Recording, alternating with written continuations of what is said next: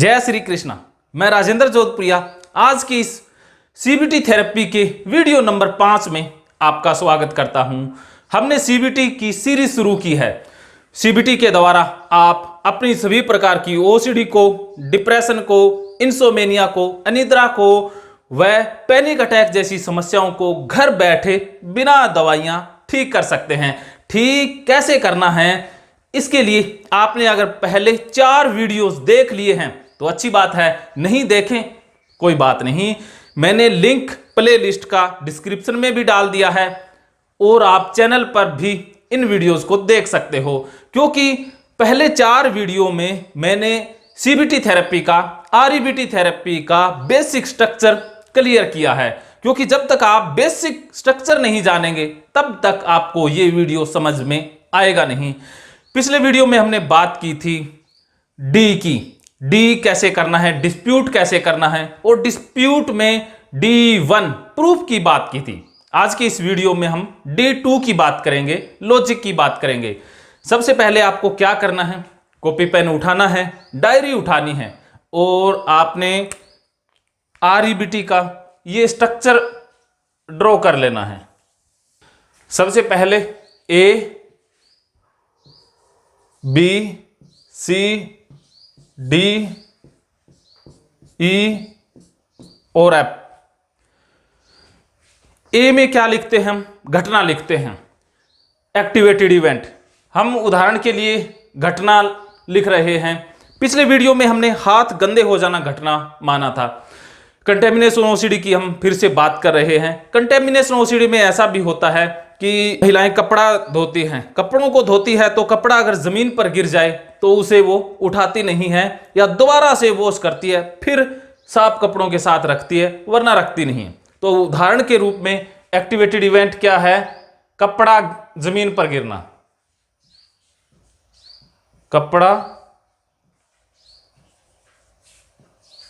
जमीन पर गिरना। बी में लिखना है बिलीव, विश्वास क्या है कि कपड़े गंदे हो गए, ये आपका विश्वास है। और जिन कपड़ों के साथ ये जो जमीन पर गिरा हुआ कपड़ा टच होगा वो कपड़ा भी गंदा हो जाएगा, ये आपका बिलीव सिस्टम है।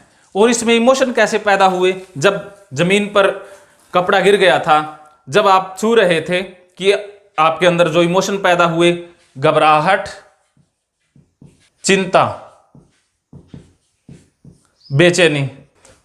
और आपने किया क्या, देखिए ओसीडी के अंदर डी आप खुद करते हैं, डी जिसे कहेंगे हम कंपल्सन। आप कंपल्सन करते हैं, आपको ये लगता है कि अब जमीन पर कपड़ा गिर गया है और ये गंदा हो गया है और जिन कपड़ों के साथ ये टच होगा वो कपड़े भी गंदे हो जाएंगे। तो इसका सॉल्यूशन क्या है, आपका माइंड कहता है कि आप इन कपड़ों को या इस कपड़े को धो लेंगे, दोबारा वॉशिंग मशीन से धो लेंगे तो ये साफ हो जाएगा। तो ये दोबारा कपड़ा धोना ये आपकी तरफ से एक सॉल्यूशन है, क्योंकि आपकी एंजाइटी, बेचैनी बढ़ी हुई है, इसे भी तो कम करना है। इसको कम करने के लिए और रिलीफ पाने के लिए, राहत पाने के लिए आप दोबारा धो देते हैं। लेकिन आपने कपड़ा दोबारा धोया, उससे ये बेचैनी तो कम हो गई लेकिन ओसीडी ज्यादा बढ़ गई। तो ये जो सॉल्यूशन है ये टेम्परेरी सॉल्यूशन है, लेकिन इसके खतरे बहुत हैं। ये स्लो पॉइजन है, ये किल कर देगा, क्योंकि ये इतना खतरनाक जहर है, ये और ज्यादा कंपल्सन करने के लिए मजबूर करेगा, और ज्यादा आपको बढ़ाता जाएगा। देखिए आपने एक बात ध्यान में रखनी है कि कंपल्सन को स्टॉप भी नहीं करना है, क्योंकि मैंने ऐसा देखा है कि अगर कंपल्सन को स्टॉप कर दिया जाए, जबरदस्ती रोक दिया जाए, तो ओसीडी रूप बदल लेती है, वो किसी अन्य ओसीडी में तब्दील हो जाती है या कंपल्सन अलग लेवल के स्टार्ट हो जाते हैं। कई बार मेंटल लेवल पर भी कंपल स्टार्ट हो जाते हैं। तो ईआरपी थेरेपी थी ओसीडी के लिए, उसके यही ड्रॉबैक थे कि उसमें कंपल्सन को बिल्कुल रोक दिया जाता है। अगर आपको गंदगी महसूस होती है तो हाथों में गंदगी लगा करके बैठा दिया जाता है, जबरदस्ती दरवाजों को छुआ दिया जाता है। तो ईआरपी थेरेपी से बहुत बड़े नुकसान हुए। तो अब ईआरपी थेरेपी के ऊपर बहुत कम काम हो रहा है, इसे स्टॉप कर दिया है। मैं भी बहुत कम प्रयोग करता हूं ईआरपी का, क्योंकि इससे एक तो घबराहट बहुत ज़्यादा बढ़ जाती है और उसको शांत करने के लिए ही तो कंपल्सन किए जाते हैं, लेकिन कंपल्सन को तो ईआरपी में रोक दिया जाता है। तो घबराहट तो अपने आप बहुत देर बाद शांत होगी, लेकिन जो बिलीफ है वो नहीं बदला। बिलीफ तो बदला ही नहीं, बिना बिलीफ बदले ये कंपल्सन रास्ता बदल के बाहर आते हैं। तो सीबीटी में या आरईबीटी में बिलीफ के ऊपर काम किया जाता है। कंपल्सन अपने आप रुक जाएंगे, कंपल्सन करना अपने आप कम हो जाएगा जब आपको जागरूकता हो जाएगी, जब आप समझ जाएंगे कि मुझे कंपल्सन करने की कोई जरूरत ही नहीं है, बस ये मेरा फॉल्स बिलीफ था, मेरा गलत बिलीफ था, अब मेरा बिलीफ चेंज हो गया है, बस अब मुझे बेचैनी घबराहट होती नहीं है, कंपल्सन अपने आप रुक जाएंगे। तो अब देखें कि कल हमने D1 की बात की थी, प्रूफ की। आज हम D2 की बात करते हैं, लॉजिक की। लॉजिक क्या है? लॉजिक ये है कि क्या सभी लोग ऐसा करते हैं? क्या मेरे हाथ से अगर कपड़ा गिर जाए तो क्या मैं उसे दोबारा मशीन में धोता हूं? मैं ऐसा कभी नहीं करूंगा, लेकिन आप ऐसा करते हैं। आप ऐसा क्यों करते हैं? क्योंकि आपको ओसीडी है। आप यही कहोगे कि हमें ओसीडी है और हमें गंदा लगता है, इसलिए हम करते हैं। लेकिन ये इलॉजिकल बात हुई। लॉजिक क्या है कि ऐसा तो कोई करता ही नहीं है, मैं ये कर रही हूं, ये मेरा गलत बिलीफ है और मुझे ऐसा नहीं करना है। बताइए क्या लॉजिक है? क्या सभी लोग दरवाजे को छूने के बाद हाथ धोते हैं? कौन है जो हाथ धोता है? कितने इंसान ऐसे हैं जो दरवाजों को छूने के बाद हाथ धोते हैं? मेहमान घर में आ जाए तो सामान को धो देते हैं। कितने इंसान ऐसे हैं जो मोबाइल को धोते हैं, ईयरफोन को धोते हैं? आप डाटा इकट्ठा कीजिए, वो लोग सामान्य लोग हैं। जो लोग नहीं धोते हैं, उनमें और आप में क्या अंतर है? उनमें और आप में इतना ही अंतर है कि आपका जो बिलीफ है वो ये बना हुआ है कि चीजें गंदी हो जाती है, और दूसरों का बिलीफ ये बना हुआ है कि चीजें तो साफ ही होती हैं। तो आपने ये देखना है कि जो मैं ये चीजें साफ करती हूं, या मुझे लगता है कि कपड़ा गंदा हो गया है, कोई सामान गंदा हो गया है, ये लॉजिक नहीं है, ये तो ओसीडी ने बनाया हुआ इलॉजिक है। क्योंकि ओसीडी के कारण आपको लगता है कि चीजें गंदी है, लेकिन वास्तव में आपको लगेगा नहीं। आपको इतना पता लग गया कि मुझे चीजें गंदी इसलिए लगती है क्योंकि मुझे ओसीडी है, तो आपने बहुत बड़ी क्रांति कर ली। आपको समझ आ गई कि मुझे बीमारी हुई है इसलिए गंदी लग रही है। वरना बहुत सारे ऐसे लोग हैं जिनको लगता है कि कपड़े तो वास्तव में गंदे होते हैं, हाथ तो वास्तव में गंदे होते हैं, चीजें तो गंदी होती हैं, इसलिए हम साफ कर रहे हैं, वो सही कर रहे हैं। अपना व्यवहार उन्हें गलत लगता ही नहीं है। लेकिन आपको इतना पता लग गया कि इसके पीछे कोई लॉजिक नहीं है, ना कोई प्रूफ है। ये बात मेरी इलॉजिकल बात है, ये बात बिल्कुल फॉल्स बिलीफ पर आधारित है। ऐसा सिर्फ मैंने माना हुआ है कि चीजें गंदी होती हैं, ऐसा माना हुआ है। ये तर्क पर आधारित नहीं है, ये फॉल्स बिलीफ पर आधारित है, इसमें कोई लॉजिक नहीं है। तो आरईबीटी हमेशा लॉजिक की बात करती है, इसीलिए तो इसे कहा गया है रैशनल इमोटिव बिहेवियर थेरेपी, कि आप तर्क ढूंढें। जब आप तर्क ढूंढने लग जाएंगे कि वास्तव में क्या हाथ गंदे हैं, हाथ तो गंदे नहीं है लेकिन मुझे लग रहा है गंदे हैं, क्योंकि मुझे इसलिए हाथ गंदे लग रहे हैं क्योंकि ओसीडी है, और ओसीडी में कोई लॉजिक होता ही नहीं है, कोई तर्क होता ही नहीं है, बस सारे फॉल्स बिलीफ होते हैं, फॉल्स तर्क होते हैं। बस जो विचार हैं वो भी बिल्कुल फॉल्स बिलीफ से पैदा हो रहे हैं। तो आप समझ जाएंगे कि वास्तव में हाथ गंदे नहीं है, चीजें गंदी नहीं है, और ना ही इसके पीछे लॉजिक हैं। तो आपको कंपल्सन करने की भी जरूरत नहीं है, बस आपको इतना समझ आना है। एक उदाहरण से समझिए, अगर आपको बुखार हो जाए, मलेरिया बुखार हो जाए, तो आपको ठंड लगने लग जाती है।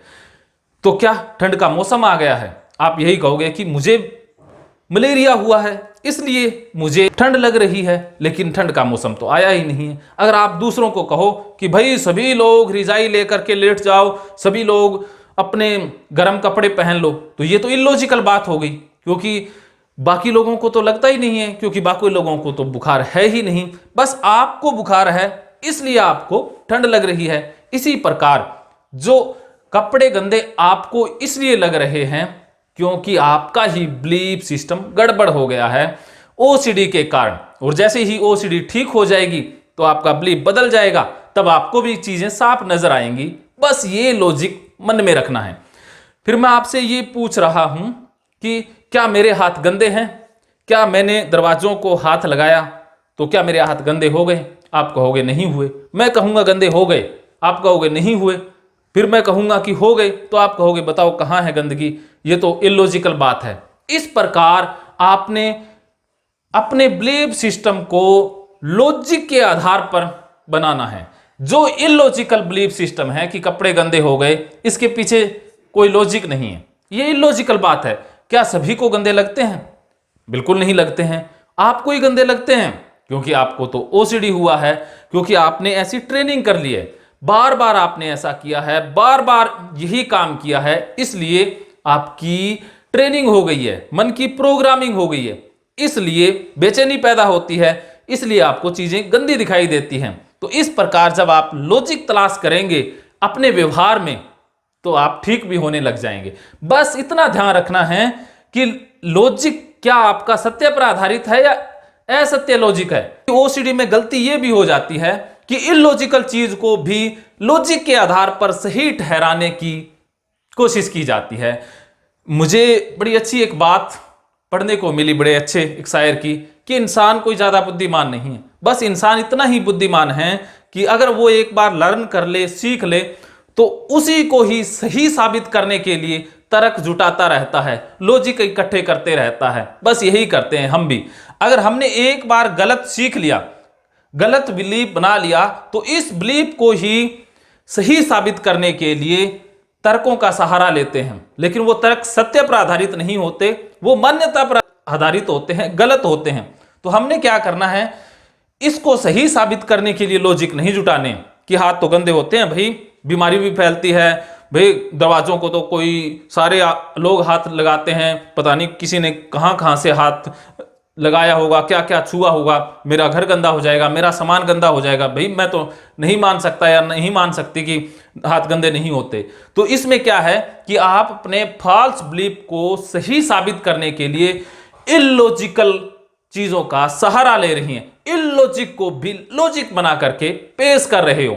अब आपने जाग जाना है, क्योंकि देखिए ठीक होने के लिए हमने लॉजिक का सहारा लेना होगा कि क्या मेरा बिलीफ सिस्टम लॉजिक पर आधारित है या इलॉजिकल है। बस इतनी समझ विकसित करनी है, क्योंकि घर बैठे आप ओसीडी से मुक्त तभी हो पाएंगे जब आप सजग हो जाएंगे, अवेयर हो जाएंगे, जब आपकी इनसाइट स्ट्रोंग हो जाएगी, चेतना विकसित हो जाएगी, तभी ओसीडी से निकला जा सकता है। वरना जबरदस्ती ईआरपी के द्वारा कंपल्सन रोकने से ओसीडी मेंटल लेवल पर या डेल्यूजन में भी बदल जाती है और ज्यादा खतरनाक हो जाती है। मैंने यहां तक भी देखा है कि घरेलू वातावरण ऐसा होता है, आपको इमोशनल सपोर्ट मिलता नहीं है, घर वाले या बाहर वाले जबरदस्ती आपसे कार्यों को स्टॉप करने की हिदायतें देते हैं कि आपको स्टॉप करवा दिया।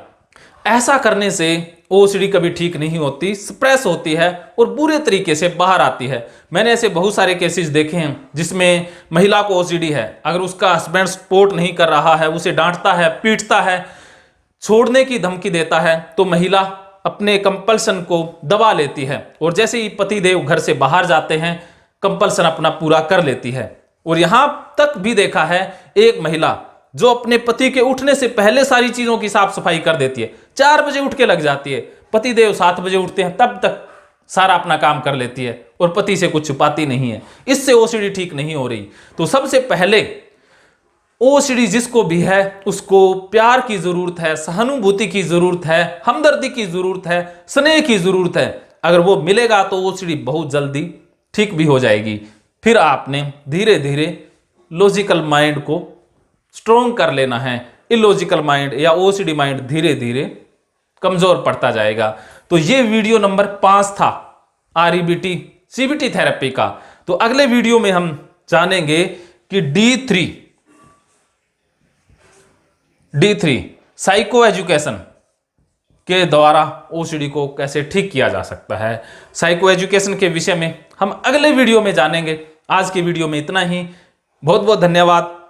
मिलते हैं बहुत जल्द CBT के वीडियो नंबर 6 में। समस्याएं अनेक, समाधान सिर्फ एक। भागवत गीता थेरेपी कोर्स, अर्जुन से कृष्ण तक। अर्जुन नाम है समस्या का और कृष्ण है हर समस्या का समाधान।